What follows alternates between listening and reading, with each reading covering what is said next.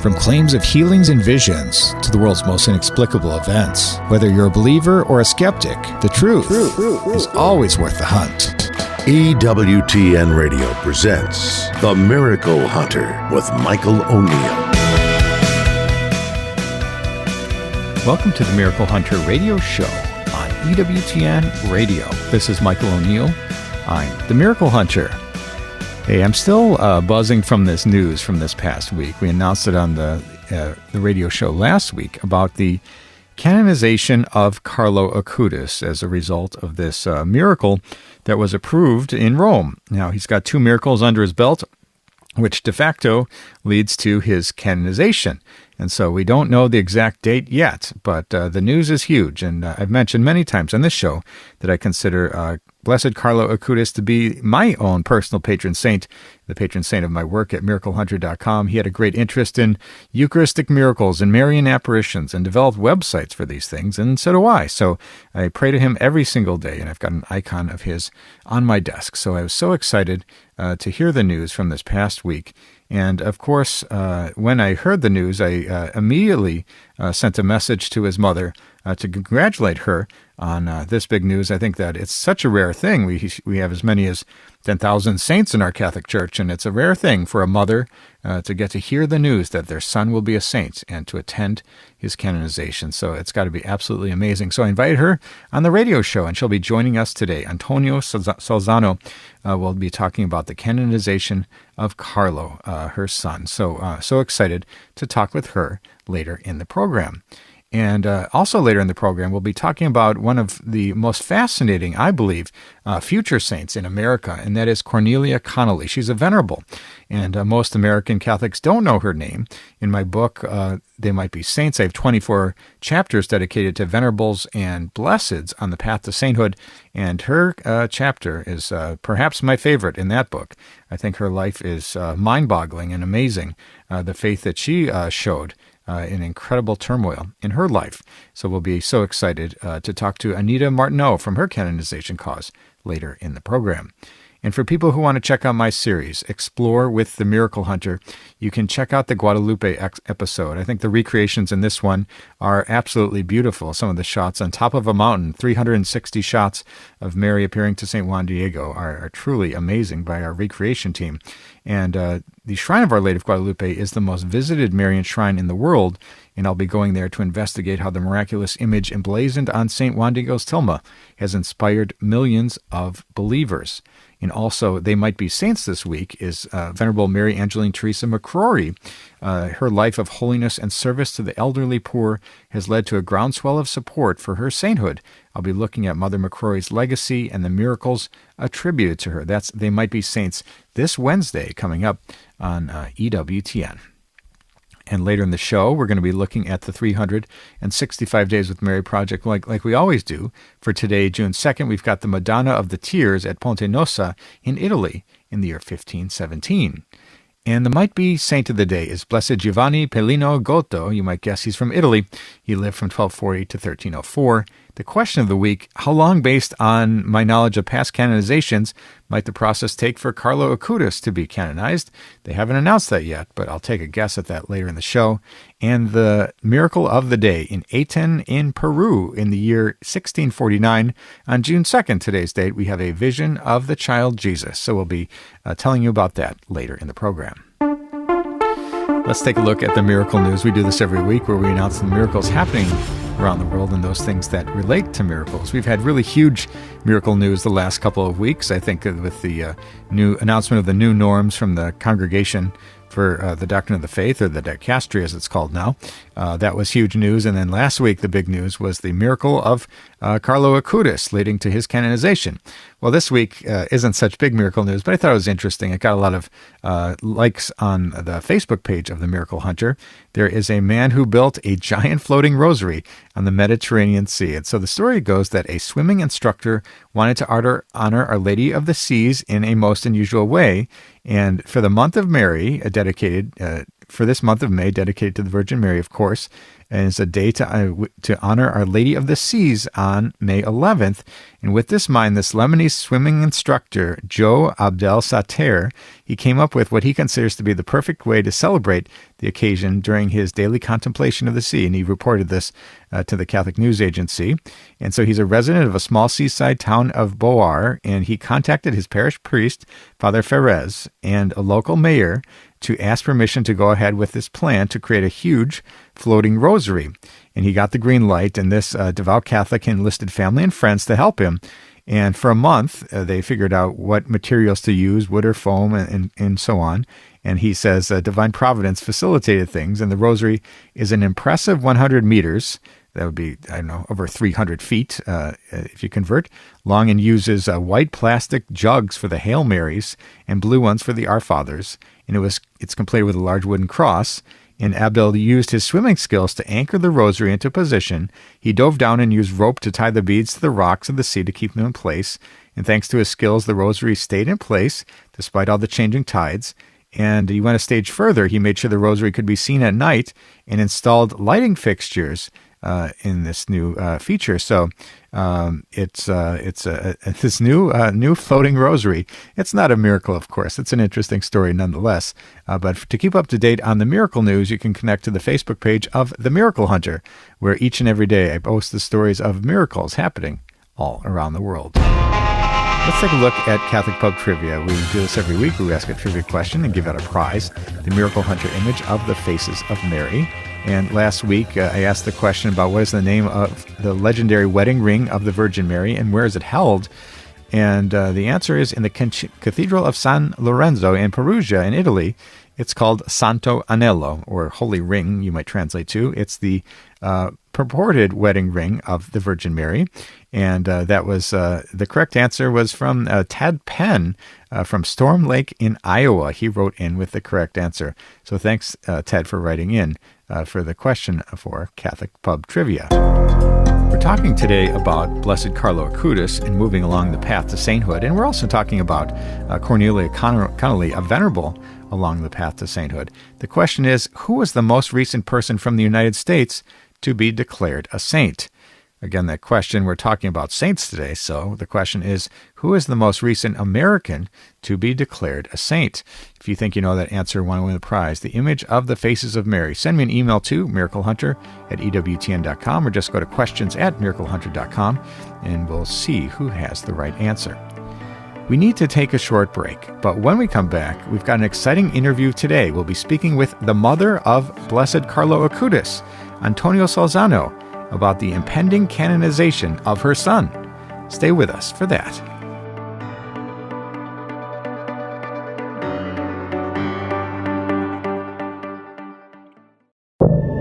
Now, back to the Miracle Hunter on EWTN. Here's Michael O'Neill.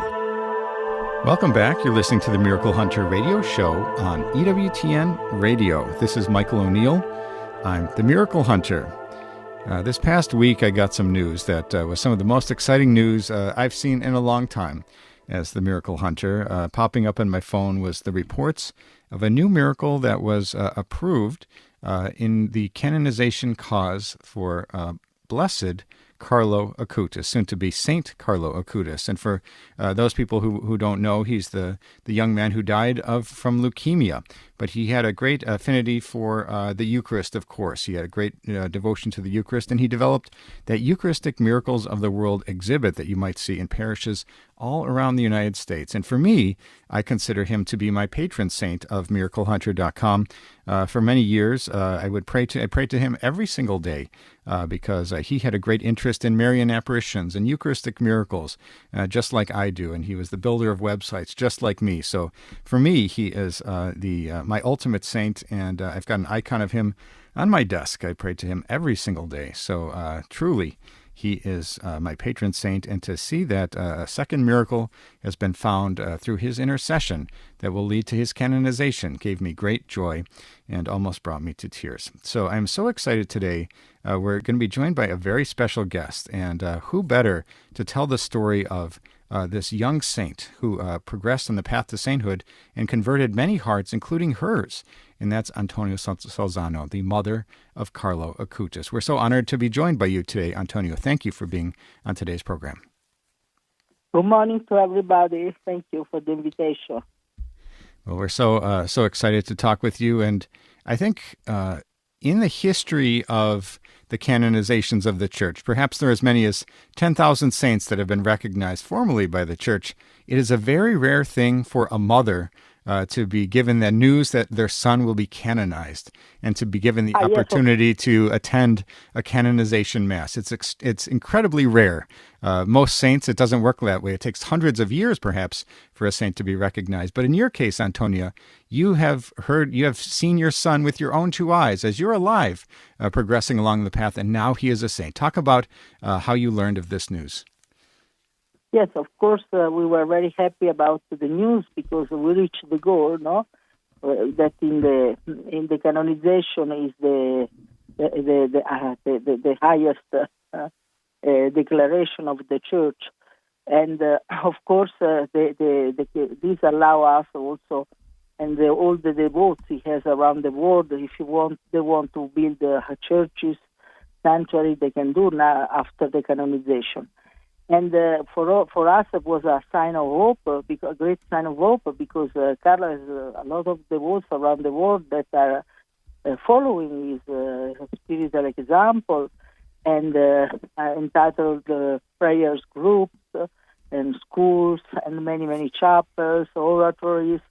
So for them, they were very happy. We receive from all over the world congratulations, emails, all these things.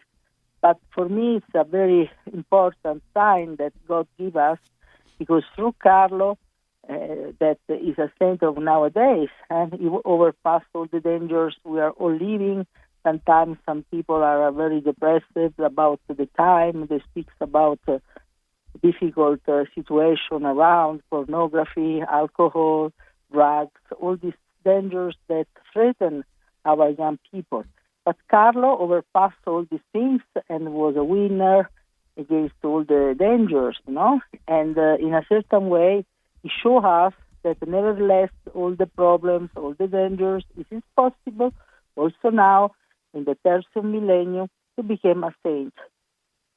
Absolutely. It's such exciting news for our Catholic Church, and I think the Church has put a special focus on Carlo. They've wanted this canonization to move forward, and they've investigated the miracles, and we have this one that just came out recently that was approved by Rome. So I think that the Church itself and the faithful, especially young people, might see Carlo as a great intercessor. We've been talking today with Antonia Salzano, the mother of Carlo Acutis, soon to be a saint, and she's the author of the book, My Son Carlo Acutis Through the Eyes of His Mother, from Our Sunday Visitor.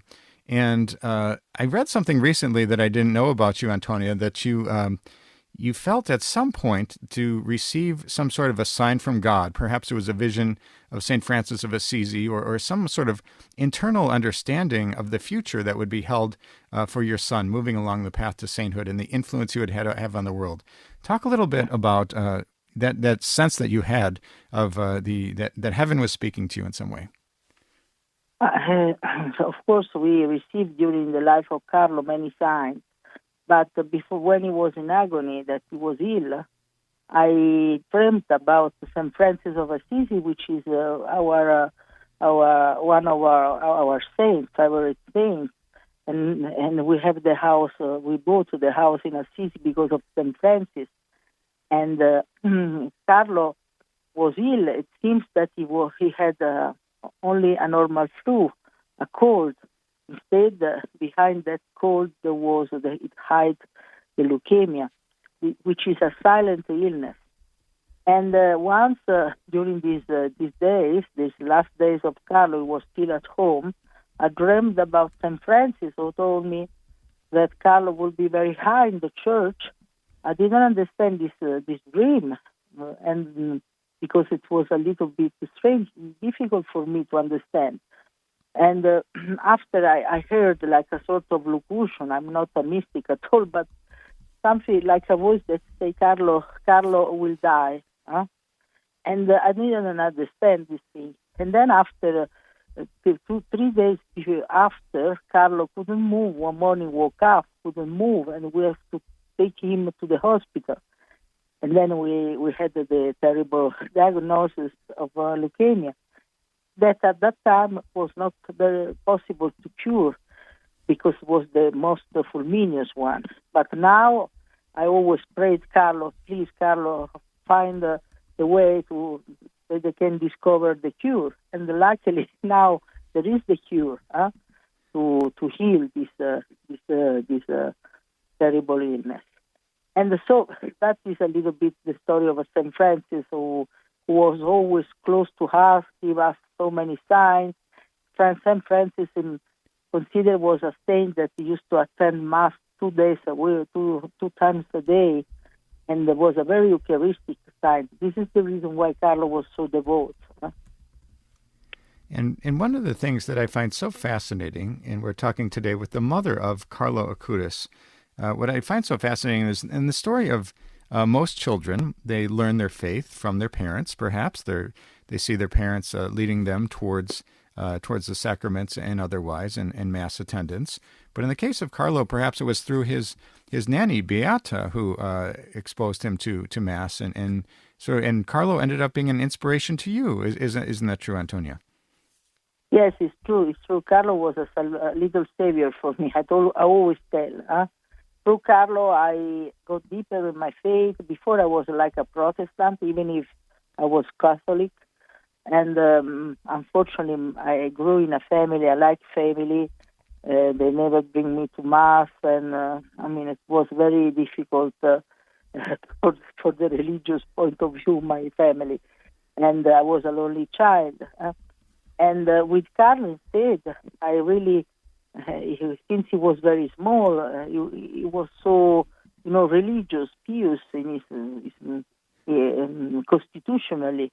And little by little, he helped me to understand that in the Blessed Sacrament, there is the real presence of God. And before, I was really like a Protestant. I thought that the sacraments were only symbols, nothing more. And I always say that the discovery of the real presence of God in the Blessed Sacrament was the discovery of my life, the most important thing, because since I entered in this mystery, I understood. I started with Carlo to go to Mass each day, to do Eucharistic adoration each day like Carlo. And really, for me, it changed my life. And really, Jesus healed me and purified me, transfigured me, even if I still have to convert, because probably I will finish in the purgatory in my conversion. But anyway, I really saw the changement in my life. The way I was looking at the world changes completely, because really Jesus, when he entered the Blessed Sacrament, you start to really do seriously in Eucharistic life. Your life changed completely. Absolutely. We're talking today with Antonia Salzano, the mother of Blessed Carlo Acutis. It was just announced this past week that he will be Saint Carlo Acutis coming soon. And I think here in the United States, we have this Eucharistic revival. It's the national movement to reorient the faithful towards the Eucharist. And it's a 3-year process. There's going to be a big Congress coming up in July of this coming year, or of this current year. And Carlo Acutis has been the patron saint of that effort, and people have been focusing on him in relation to Eucharistic miracles especially. Talk a little bit about Carlo Acutis's, your son's interest in the miraculous, whether it's the apparitions of Mary or in the miracles of the Eucharist, and how that propelled his faith. Because Carlo taught the catechism for 5 years. And he realized that there are queues in front of a concert, in front of a football match. But he used to say, I don't see this queue in front of the tabernacle. That is a Jerusalem among us, is the house of God. Because God promised, I will be with you to the end of the world. And he remains with us, and he hides behind the Blessed Sacrament, but he's really present. As Pope Benedict used to say, he's physically present. Of course, God is everywhere, from a spiritual point of view, but in the Blessed Sacrament, he wanted to remain physically. And this awareness of Carlo was so strong, so big. He started to go to Mass when he was 7 years old each day and to do Eucharistic adoration each day. And really, for Carlo, the meeting of Jesus in the Holy Mass each day was the most important appointment.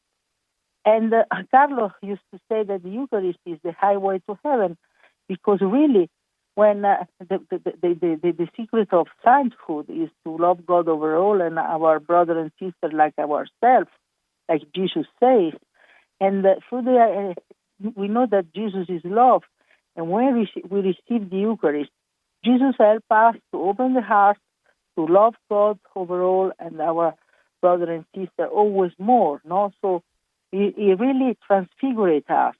So this is the reason why for Carlo the Eucharist was the highway to heaven. And the Virgin Mary, of course, is the Mother of God, was the first ideal tabernacle, because his womb was the first tabernacle in a certain way. And she is, we have to imitate her, the way she was, the humility of the Virgin Mary. And she teaches us to, of course, we have to be like Mary, no? A sort of tabernacle for Jesus, because when we receive Jesus, we have to be, first of all, the house, the ideal house of Jesus, our heart. But especially we have to, at the school of Jesus, we have to learn, like Virgin Mary, to be humble, to understand that nothing, all the good things that are in the world is because of God, not because of us. And all the bad things come from ourselves. So it's important to understand that without Jesus we cannot do anything. And the apparition of the Virgin Mary, the one that the Church recognized through the century, there are many, and really are sign of hope. And the Virgin Mary recall us to the evangelic life, to do penance, to understand that it is possible, the eternal life exists, the paradise, the possibility of hell, purgatory. So she always is like a mother, a loving mother that wants to remind us the most important thing, that is the eternal life, because our motherhood is heaven, not this world. And so Carlo used to say the infinity is our motherhood, not the finitude of this world. Yeah, absolutely beautiful. We've been talking today with Antonia Salzano, the mother of Blessed Carlo Acutis, soon to be Saint Carlo. And Antonia, we're so grateful to you for you joining us in this program today. I am hopeful to see you in Rome for the canonization myself. I hope to be there, and we're all waiting for the date to be announced so that we can all get our plane tickets. We are waiting. In June we should know something, we hope. Wonderful. And so we should know the date. Well, I'm hopeful to see you there. And as I say, Carlo has been my patron saint for many years for my website, miraclehunter.com, and my work studying miracles. So I'm so excited from a personal point of view about this. And I know you as his mother, there's got to be nobody more excited than you about this. So congratulations on this great honor being bestowed on your son. And we pray for his intercession for Catholics around the world, including especially the young. Thank you so much for joining us on today's program. Thank you. Goodbye. Bye. And that was Antonia Salzano, the mother of Carlo Acutis. The exciting news coming out last week of a second miracle being announced through his intercession that's going to lead to his announcement for sainthood and we'll be expecting that to be happening in 2025 for that Jubilee year in the Church. We need to take a short break, but when we come back, we're going to be looking at the question of the week. Stay with us for that.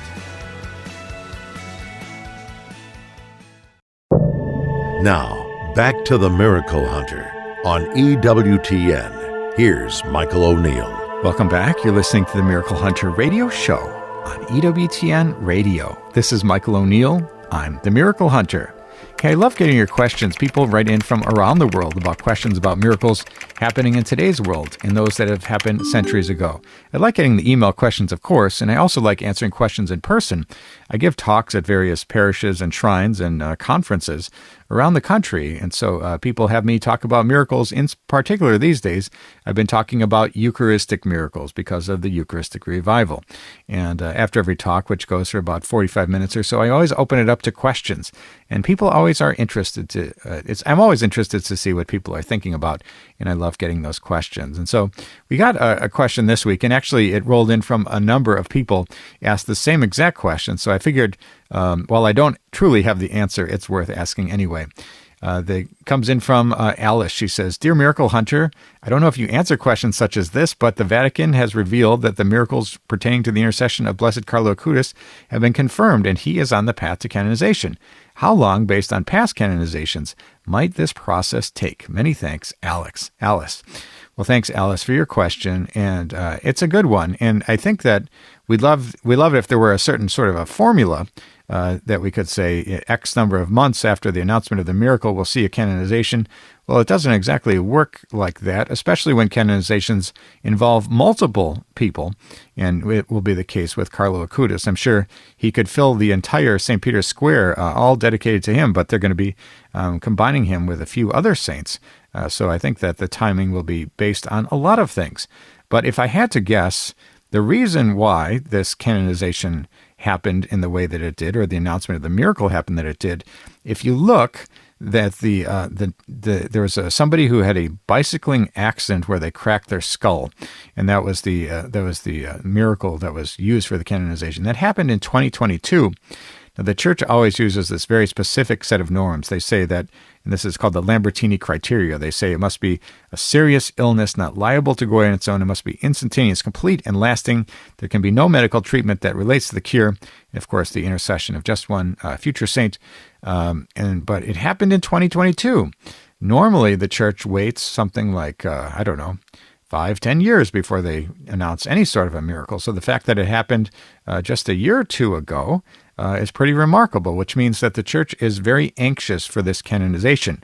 So based on that and the impending 2025 Jubilee year happening in our Church, my guess is that this is going to be one of the hallmark moments or the key moments of the Jubilee year. So Mark, I'd put my money, if there were such a thing as betting on canonization dates, I'd put my money on this happening during the Jubilee year 2025, and most likely sooner than later.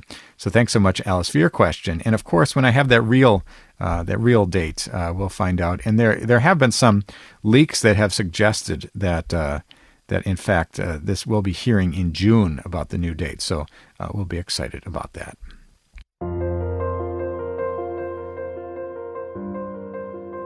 Let's take a look at the 365 Days with Mary project. We do this every week, where we ask about where we look at the Marian devotion of the day that lines up exactly to the day's date. We all know Fatima, May 13th, or Lourdes, February 11th, or Guadalupe, December 12th. But believe it or not, there's a different Marian devotion that lines up exactly to each day of the calendar year. So for today's date, June 2nd, we've got the Madonna of the Tears from Ponte Nossa in Italy in the year 1511.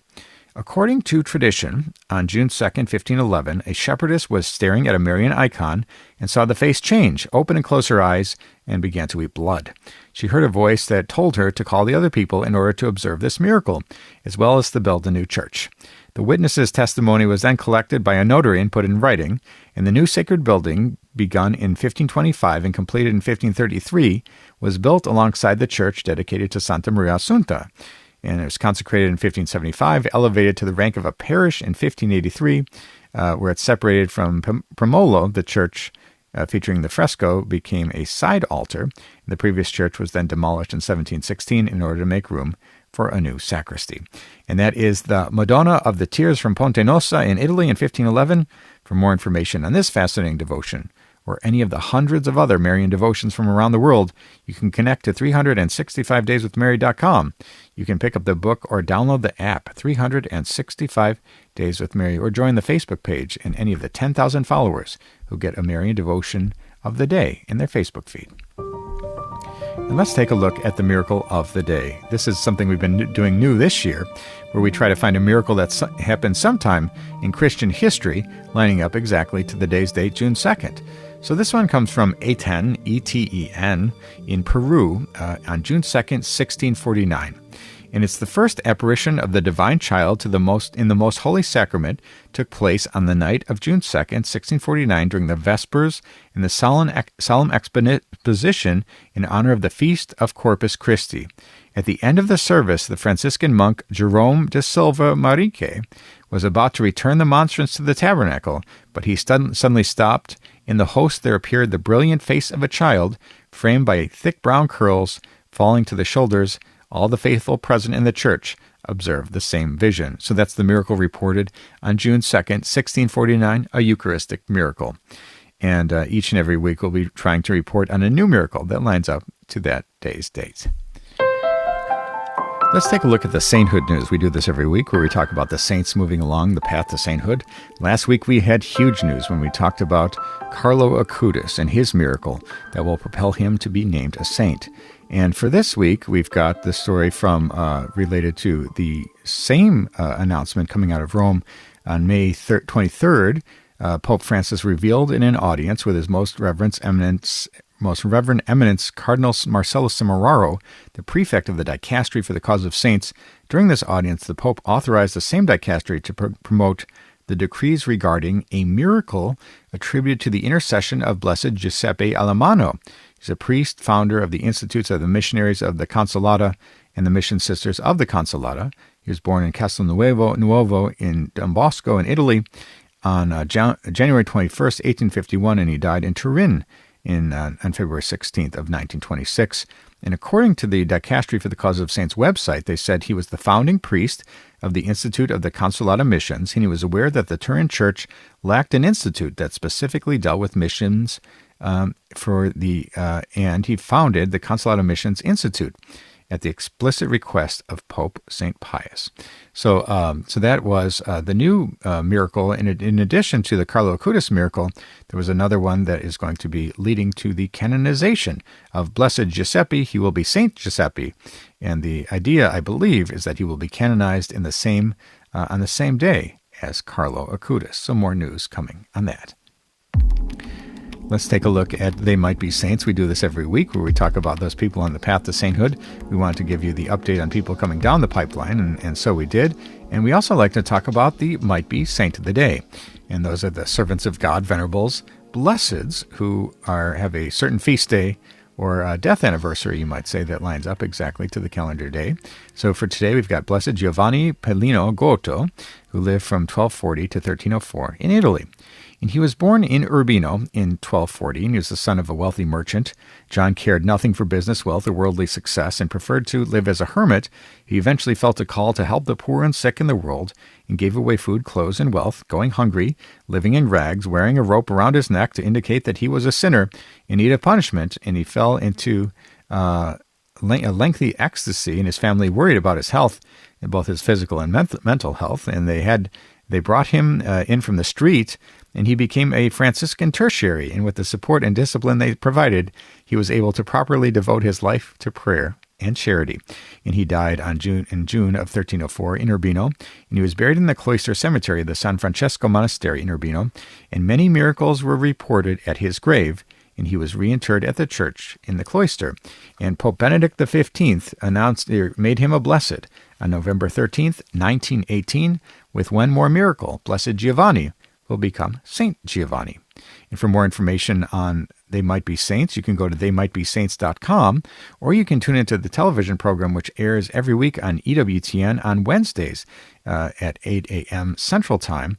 They Might Be Saints this week is Venerable Mary Angeline Teresa McCrory, and her life of holiness and service to the elderly poor has led to a groundswell of support for sainthood. I'll be looking at her legacy and the miracles attributed to her. Check that one out this next Wednesday at 8 a.m. Central Time on EWTN. We need to take a short break, but when we come back, we're going to be talking about Venerable Cornelia Connely. In my opinion, has the most fascinating of any life on anyone on the path to sainthood in America. We'll be talking with Anita Martineau, one of the promoters of the cause of Cornelia Connely. Stay with us for that.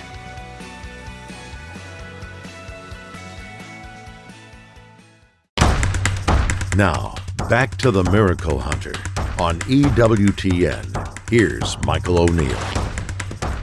Welcome back. You're listening to the Miracle Hunter radio show on EWTN Radio. This is Michael O'Neill. I'm the Miracle Hunter. People who tune into this show know that I love talking about saints and maybe future saints, even more than that, and American future saints are my favorites. And I wrote the book, They Might Be Saints, which features 24 Americans on the path to sainthood. And in that book, I feature a chapter on Venerable Cornelia Connely. And you might not know that name, but you should. In my opinion, she has perhaps the most interesting, most fascinating life of anybody in America on the path to sainthood. And again, there's about 24 or 25 people. We're talking about venerables and blesseds and perhaps 100 people total moving along the path to sainthood. But truly a fascinating life and one that people need to learn about, and that is Venerable Cornelia Connely. Well, we're so excited today to be joined by someone from her cause, a promoter of her cause, the Cornelia Connely cause, and a Holy Child associate, and that is Anita Martineau. Welcome to the program today, Anita. Thank you, Michael. Well, I'm excited to talk to you today. This is a fascinating life of Cornelia Connely that most Americans don't know this name. I think there are a handful of people on the path to sainthood that Americans might know, American Catholics, but Cornelia's name hasn't been out there as much. But her story is amazing, and I think that they should make a feature-length film about her because I think it's an incredible life. Tell us a little bit about how you personally got to know the person Cornelia Connely. I attended a Holy Child high school in Pennsylvania, and we learned about Cornelia's life in our religion classes there. And I guess that probably attracted you to her story and opened your eyes to an incredible life of holiness and sacrifice.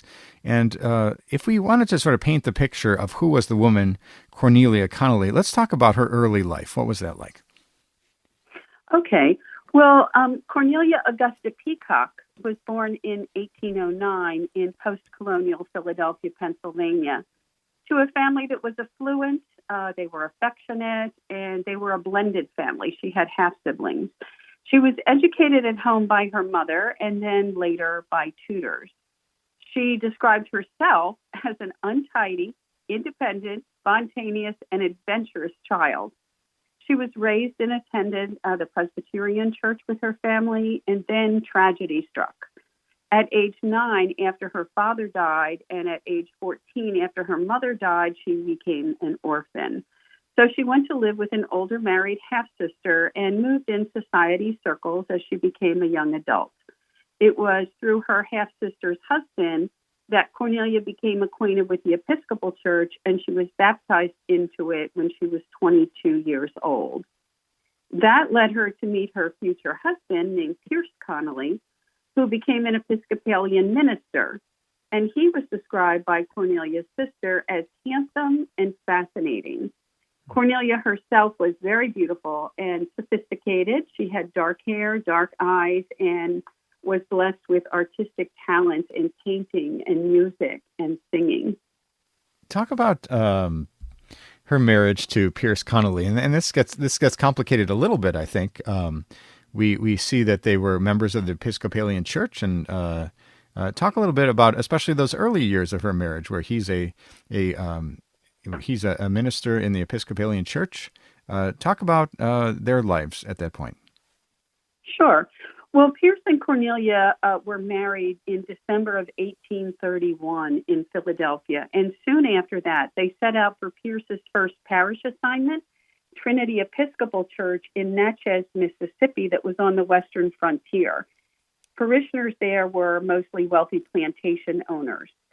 And while living there, Cornelia was happily married, and she became the mother of two, and she followed and supported Pierce's ministry and his interests. His parish covered a vast territory that included mission churches that required a lot of difficult travel using primitive transportation. And over time, he began to feel frustrated, and he experienced depression. His hopes of advancing into the ecclesiastical hierarchy of the Episcopal Church weren't realized by serving in a parish in this remote location. So Cornelia worked to lift his spirits in their early marriage. And at some point, I know they progressed to the Catholic Church. How did that come to be where they decided to switch? Okay. Well, Pierce became upset about the anti-Catholic sentiment that was widespread in the United States in the 1830s. He felt that the Episcopal Church should be above demeaning other Christian faiths. His interest in Catholicism was piqued, and he studied more about it. And Cornelia joined him in that, and then she, too, began to feel more positive about the Catholic faith. Also during this time, Pierce and Cornelia met some prominent Catholics, for example, French explorer Joseph Nicolet, and some of the hierarchy in the frontier Catholic Church. So in 1835, Pierce left the Episcopal Church. He resigned his position, yet he still felt called to the priesthood. Pierce told Cornelia at that time that he had a desire to become a Catholic priest, but Cornelia comforted herself knowing that popes rarely granted permission for this to happen. Right. So the Connely family left Natchez, Mississippi, deciding to meet up with Catholic friends in New Orleans for a week before setting sail for Rome to further explore the Catholic faith there. In New Orleans, after attending Mass at the Cathedral of St. Louis, Cornelia had a desire to enter the Catholic Church quickly as she prepared to take a long and dangerous voyage by ship to Europe. She made her formal profession in the Catholic faith and received First Holy Communion there before setting sail for Rome. Her husband, Pierce, on the other hand, waited to convert to Catholicism several months later after their arrival in Rome. And tell us the story about Pope Gregory the 16th, and Pierce meets him. How did that work towards his conversion? Yes, Pope Gregory played a very important role in the lives of Pierce and Cornelia. Between 1836 and 1843, Pierce had audiences with Pope Gregory the 16th 3 times to discuss becoming a Catholic priest. And during this time, Cornelia became increasingly aware that Pierce was getting very serious about pursuing the priesthood. It caused her great anguish because she loved being a wife and mother and wanted her family to remain together. She even wrote, "Is it necessary that Pierce sacrifice himself and me too?" At the same time, her faith deepened with attending lectures, meeting with her spiritual director, and serving the poor. In May of 1837, she had her 3rd child, and 2 years later, she had a daughter who died at 6 weeks old. 6 months later, in January of 1840, her 3rd child died in a tragic accident. So this was a period of great trial for Cornelia, and she developed a deep and lasting devotion to Mary, Mother of Sorrows. Around this time, she went on a 3-day retreat based on the spiritual exercises of St. Ignatius, and later wrote that her conversion was accomplished on this retreat. She internalized her faith with every fiber of her being, listening for God's desires for her, no matter the cost. So 3 years later, Pierce presented his request for a matrimonial separation to Pope Gregory the 16th. The Pope advised Pierce to bring Cornelia to see him so she could express her consent for permanent separation and a commitment for both of them to take vows of perpetual chastity. Cornelia did it because she believed with all her heart that the will of God was expressed through the authority of the Church, with the Pope as the Church's spokesman.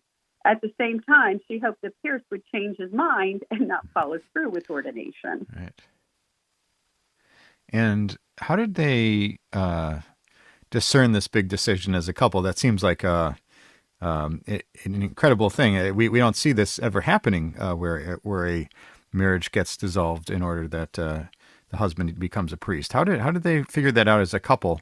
And what was Cornelia's wishes with this? Well, Pierce continued to study and network with the clergy and prominent Catholics in Rome and in England. He still expressed how he needed Cornelia when he felt downcast about his prospects for ordination, and she lifted his spirits, encouraging him to give all to the Church. At the same time, she discussed her struggles over possible family separation with Pierce and her spiritual director, who told her to process her feelings about Pierce's call to ordination in the context of her faith. He also reminded her that Pierce's ordination would be the Pope's decision, not hers or her husband's. And in the meantime, she should do all she could to sustain the marriage. She did that. And in 1840, she became pregnant with her fifth and last child. In April of 1844, Cornelia and her two youngest children entered a cloistered Sacred Heart convent in Rome, the Trinità de Monte, at the top of the Spanish Steps. Cornelia was a quasi-postulant there, considering her own religious vocation with them. Her daughter became a boarder at the Trinità school and could see her parents once a week. Later, Cornelia accepted that she had a call to the religious life, but only if Pierce went ahead with ordination. She still didn't want to end her married life and her family life.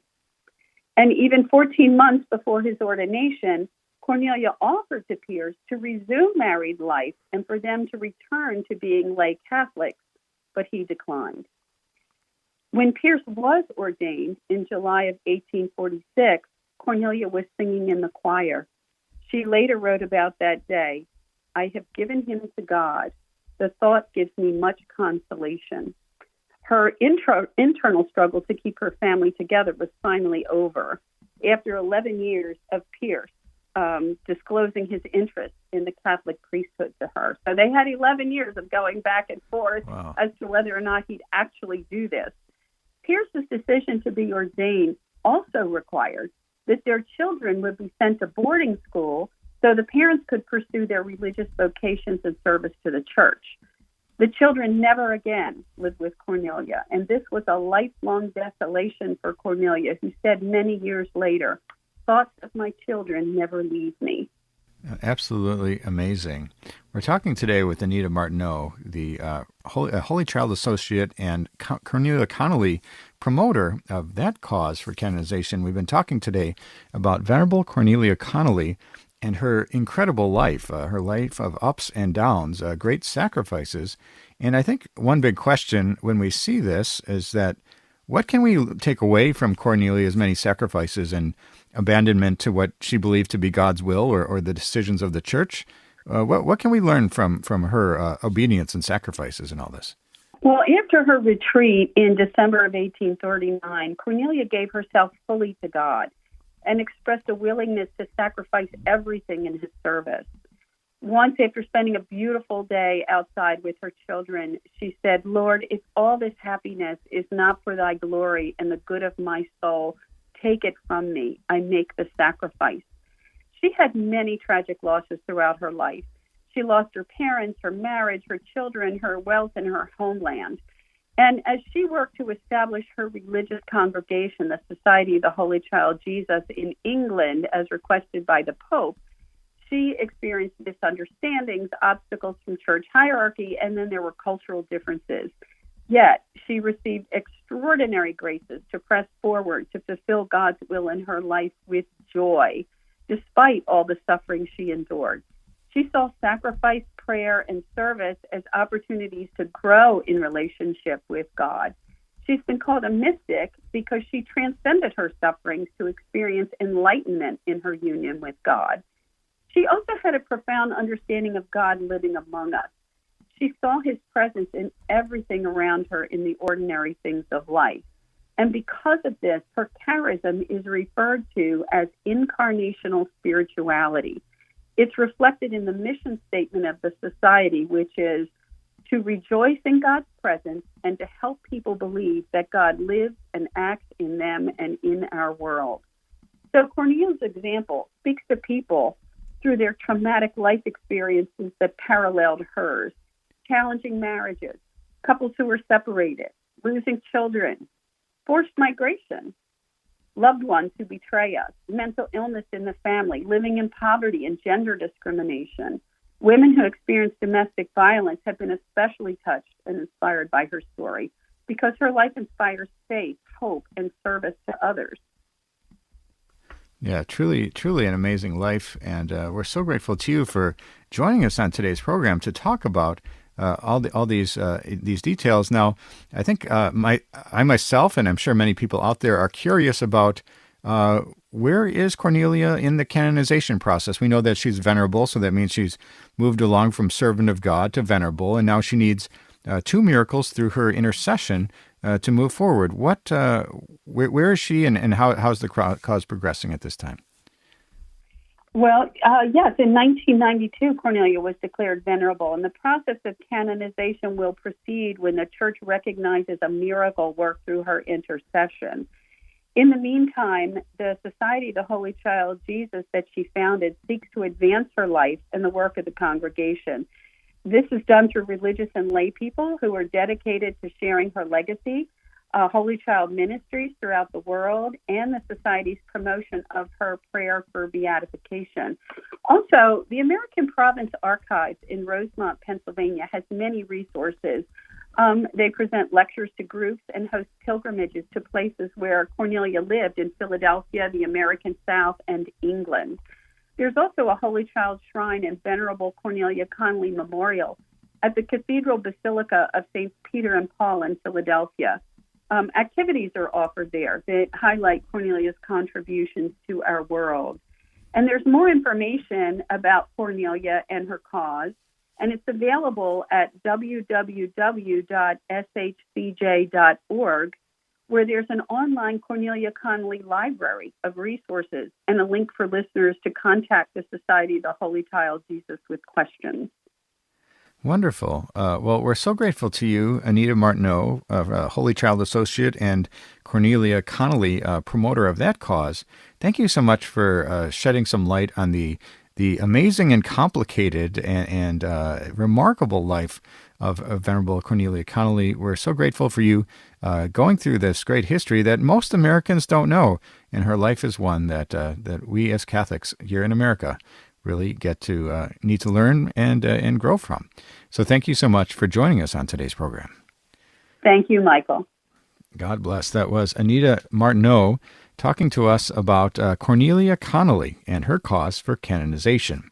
And that's all the time we have for today's show. If you missed any of this episode or want to catch up on past episodes, you can go to EWTN.com/radio, check out the audio archives, or download the free EWTN app.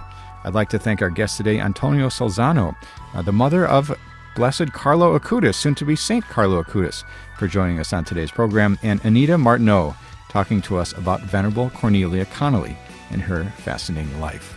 Check out my program, Explore with the Miracle Hunter, Our Lady of Guadalupe, and we go to the most visited Marian shrine in the world in Guadalupe. And I'll be going there to investigate how the mysterious image emblazoned on St. Juan Diego's tilma has inspired millions of believers. And I'd like to thank you for joining me today on Miracle Hunter, where from claims of healings and visions to the world's most inexplicable events, whether you're a believer or a skeptic, the truth is always worth the hunt. Talk to you next week.